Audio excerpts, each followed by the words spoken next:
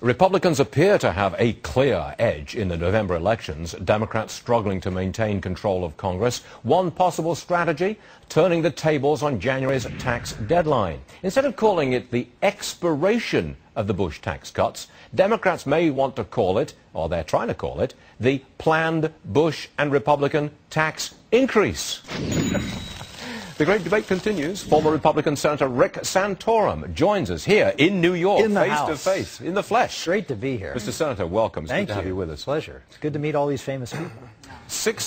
8 weeks ago, you famously on this program said all of the Bush tax cuts will be extended. That's Are you my going to story, repeat and I'm that? sticking to it. Really? Absolutely. I can't see it. I can't see President Obama saying, yeah, let the rich keep their money. This economy, as I hear every day on Fox Business, how it's foundering, and the bottom line is that they have nothing in their toolbox. The Fed has nothing left in their toolbox. Obama is, more spending? That's not going to work. He doesn't. The deficit is too high. He has nothing else to do, and so what I think he is going to be forced to do is to try to find a partner to share the blame going forward. You can't keep blaming Bush. That's what he's been doing. It's 75 to 80% of the American public says, we don't buy that anymore. So now, if things are going to be bad going into 2012, which is really what he cares about, he needs a partner in that. The only way you get a partner is if you partner. He hasn't done that very effectively, but I think he will. He'll extend all the Bush tax cuts. He'll say we're doing this jointly, and if things don't work, it's not my fault. He's going to want to do this soon, though. Just from a logistics standpoint, the Senate is going to be in session, what, a handful of weeks between now and the end of the year? I mean, how can anything get done between now and elections in early November and then by the end of the year 2010? That's the big issue is how do you get it done and whether you can get it done before the end of the year. Yeah. I don't know whether they can. I mean, logistically, if the president comes out and says, "Look, extend the whole thing," I think they can get the votes in the House and Senate to get it done. I think there are a lot of Democrats. You know, there are probably 50 seats, maybe 70 seats that could go the other way. A lot of those Democrats are looking for a vote to say, we get it. And this may be one of those votes, and certainly every Republican will vote to it. Earlier today on the Fox News channel, Larry Sabato, analyst of politics, he said the Republicans would pick up 47 seats in the House. Now, that's a forecast. Right. Okay, that would so you start at 47 Democrats who are going to vote, who would potentially vote for an extension of the tax cuts, and have some credibility in saying we've gotten the message. We're going to implement pro-growth strategy.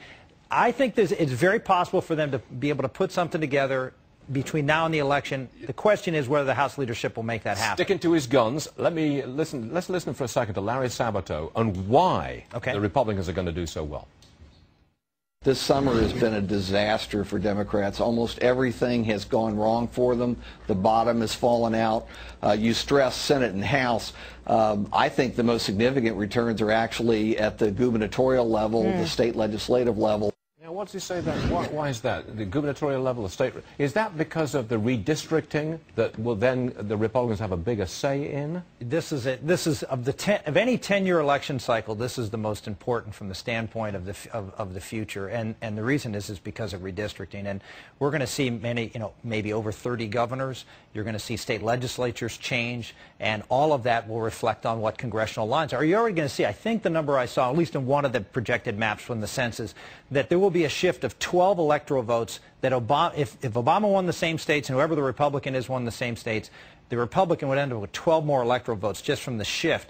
That shift is now going to be in states that are going to be controlled by Republicans, to be able to write Republican districts to add 12 more seats or even more.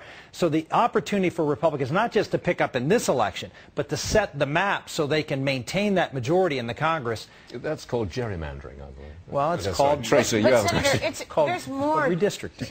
We constantly talk about these tax cuts, but there's almost 69. I think there's approximately 65, 69 of them that they have to revisit in order to do. It's not just capital gains and the obvious ones, right? So it's huge. It'd be very easy just to say, let's extend them before the elections and then secure themselves still a Democratic control in Congress. Well, whatever's going to happen between now and the election, Democrats realize they're going to lose. They're going to lose the House. No matter what they do. I think they're going to lose the House. Well, maybe not no matter what. They think they're going to lose. The question is, what is their strategy to stem the losses? Is it stand firm, or is it try to cut some deal to save some people. And that's the problem the Democrats have, is that who runs their party, and it's Nancy Pelosi, and she is not one of those people who wants to cut deals. Mr. Senator, you have 10 seconds to agree with me. I agree. My premise is that the Republicans sweep in November, the economy turns around, and the stock market goes up. 1994 all over again. 10 seconds. I would agree with that, because what it does is eliminates the biggest thing I hear when I talk to small business people: uncertainty. Now you have the certainty that nothing bad more is going to happen, because Republicans are there to stop it. Former Senator Rick Santorum, thank you so much for joining us, sir. We appreciate it. Good stuff.